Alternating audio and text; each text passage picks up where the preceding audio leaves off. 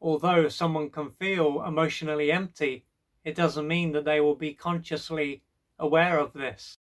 But what they can be aware of is their need to attain, achieve, and experience different things. They can then be someone who describes themselves as driven, and this could be how a number of people in their life see them too. By being this way, they could be used to receiving a lot of positive feedback from others. The reason for this is that they are likely to live in a society where being driven is generally seen as the right way to be. If one wasn't this way, then they could be seen as lacking drive and even as being lazy. Now, this could mean that they are seen as being successful, or it might not. It can all depend on what it is that they do for a living. Also, even if they are driven, it doesn't mean that they have been able to make a great deal of progress. But regardless of how successful they are seen as being and how much progress they have made, they could be used to feeling down and deeply frustrated. So, after getting their hopes up before having attained, achieved, or experienced something, they could soon feel let down. Ultimately, they won't have felt how they expected to feel, and this will have probably caused them to feel hopeless and helpless. Yet, before long, they might soon be on their way with them trying to attain, achieve, or experience something else. This is something that may have been going on for a number of decades and could go on for a few more. At one point or another, there could come a time when they no longer have the energy or interest to live in this way. If this was to happen, they could see that how they are living is not working, and they could come face to face with how empty they feel. It might occur to them that they have been looking for something out there that will allow them to feel whole and complete. But as this will have been taking place outside of their conscious awareness, it is not going to be a surprise that they won't have realized this. They will have been more or less completely absorbed in their mind's conviction that they will be able to find what they need externally.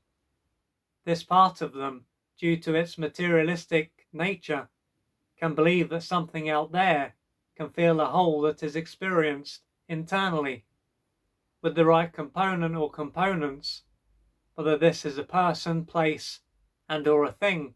A sense of wholeness and completion will be attained. But as what is going on out there can't truly be internalized, it will mean that this approach will never work. And thanks to the experiences that they have had, this is likely to be only too clear. With this in mind, for their inner world to change, what is going on internally will need to change, not just to be temporarily altered. Once this does change, they won't need anything out there in order to feel whole and complete. They will already feel whole and complete, and this will allow them to live from a place of fullness, not emptiness. Their need to attain things won't completely disappear, of course, but they will also be driven by their need to express themselves. Right now, however, they could wonder why they are experiencing life in this way, and why they don't feel whole and complete. They could be this way due to what took place during their formative years. Practically from the moment they were born, they may have often been left, and when they were given attention, it might have largely been misattuned care. Consequently, they would have been deprived of the nutrients that they needed to experience an emotional birth and go through each developmental stage. They would have not only been born feeling empty and incomplete and continued to stay this way, but they would have been deeply traumatized too. This pain and arousal would have automatically been repressed by their brain, with it primarily being stored in their body. The years would have continued to pass, but the pain and their unmet developmental needs would have stayed inside them. Unknowingly, they would have projected their parents onto people, places, and things, and believed that their unmet developmental needs would finally be met if they were with the right person, went to the right place, and or attained a certain thing. As this stage of their life is over, these unmet developmental needs won't be able to be met anymore. For them to truly move forward, they will have to face the pain along with the unmet developmental needs and work through it. So perhaps you can relate to this, and you can see that for as long as you can remember, you have been looking towards people, places, and things in order to feel whole and complete. You would not have received what you needed very early on, and you would have been deeply traumatized. And then via transference, you would have projected your early caregivers onto people, places, and things, as I've said, and unconsciously expected to finally feel whole and complete. But through having experience after experience where this hasn't happened, or hasn't happened for very long, you will perhaps now be at the stage where you have had enough and you will want to experience life differently.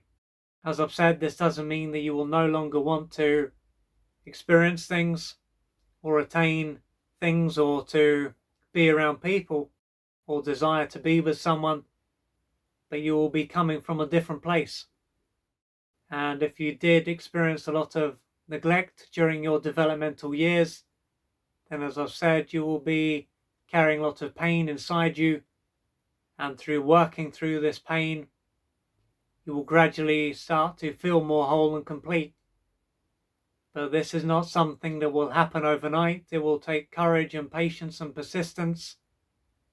But the main thing is that if you haven't started already, you start to work through this pain. And if you don't feel comfortable doing this by yourself yet, then reaching out for external support will be a good idea. But the main thing is that you do what you need to do to gradually change your life. If you would like to find out more about the services that I offer, please go to www.oliverjrcooper.co.uk or email me at info@oliverjrcooper.co.uk, and I'm looking forward to assisting you on your journey.